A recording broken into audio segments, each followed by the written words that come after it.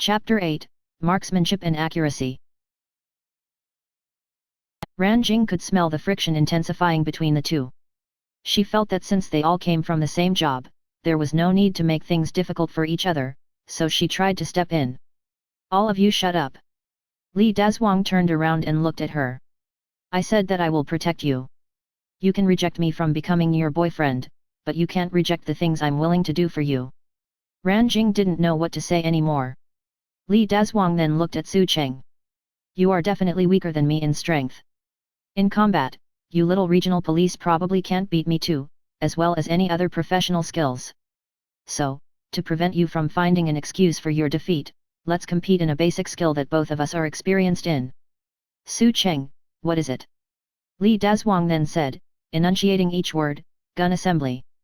He then took out his pistol from his holster and said, "As a police officer, knowing how to assemble their gun is a basic skill that everyone must learn.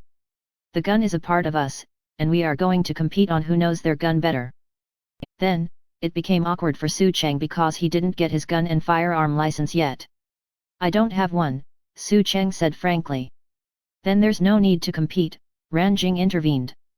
"He rarely carries a gun, his proficiency is definitely not higher than a SWAT member like yourself.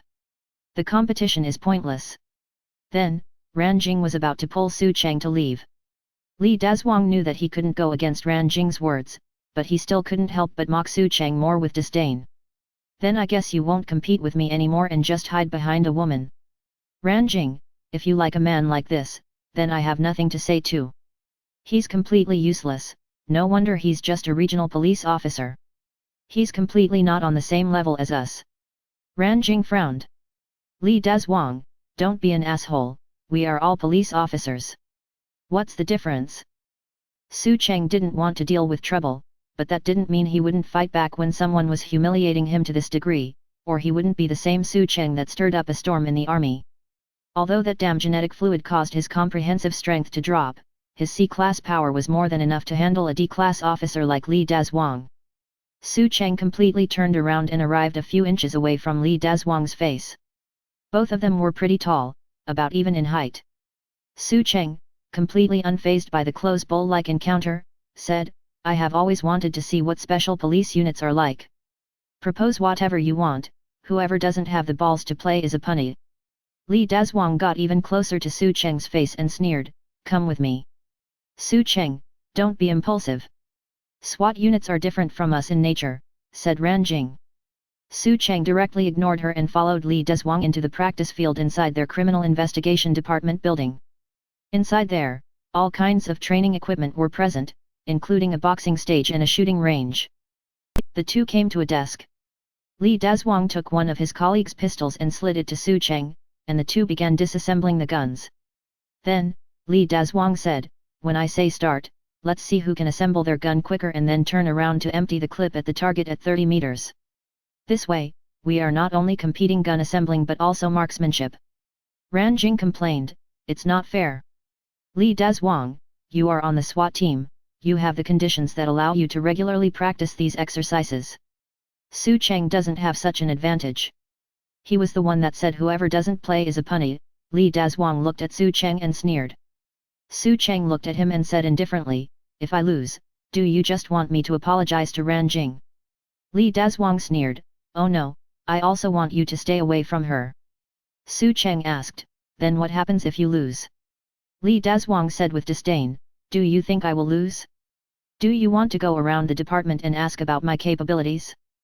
Su Cheng repeated, "So what happens if you lose?" Li Dazhuang mercilessly said, "If I lose, then I will fucking call you daddy."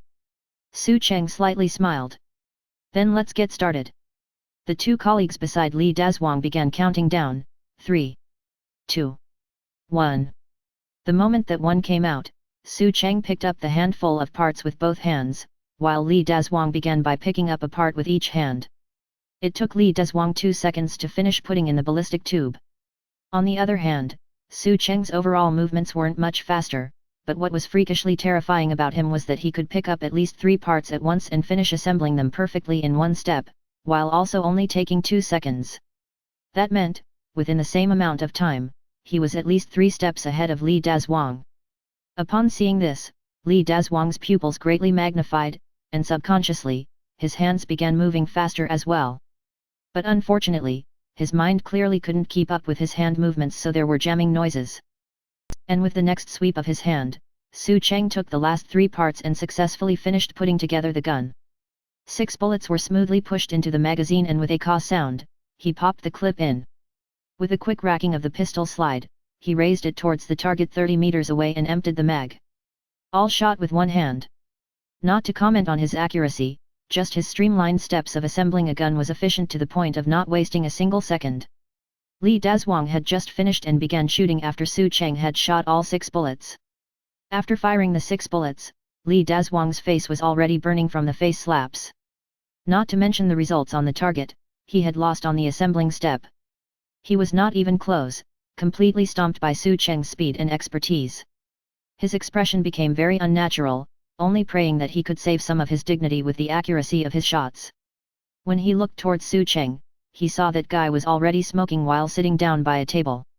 Ran Jing ran and retrieved the targets, and then she jogged back. Li Dazhuang, wanting to save some face, said, "You do have some skill when it comes to gun assembly. But I caught a glimpse of your shooting, and I couldn't help but laugh. The recoil per round would naturally affect the accuracy, so generally, it's better to hold the gun with 2 hands at shoulder level to improve hit rate. I saw that you took 6 shots with one hand, clearly, you were trying to show off after watching too many movies." Su Cheng didn't say anything but just quietly smoked his cigarette. And Ran Jing, with the target in her hand, awkwardly looked at Li Dazhuang. It seemed like she didn't have the heart to announce the result. "Don't you know my capabilities? Just announce the result," Li Dazhuang said casually. Ran Jing raised Li Dazhuang's target and said, "You got 1 hit in the center 5-point red zone, 3 on the 3-point blue zone, and 2 on the 2-point green zone, with a total of 18 points. The target itself was only a round disc 20 centimeters in diameter. Shooting at something this size, not to mention hitting the red zone, one would already be amazing enough if he or she could hit the target from 30 meters away, relying purely on iron sights.